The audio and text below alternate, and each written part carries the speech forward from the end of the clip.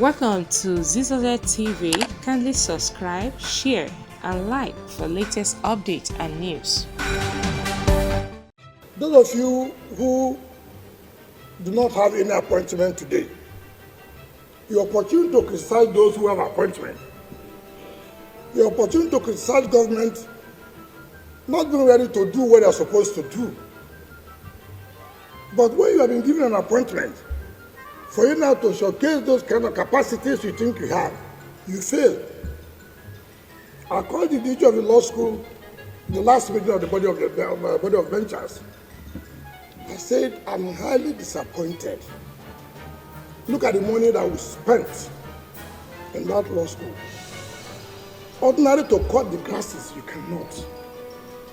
Money was made available to you to make sure that you don't run back to federal government to say, look, we don't have money to run the activities of the school.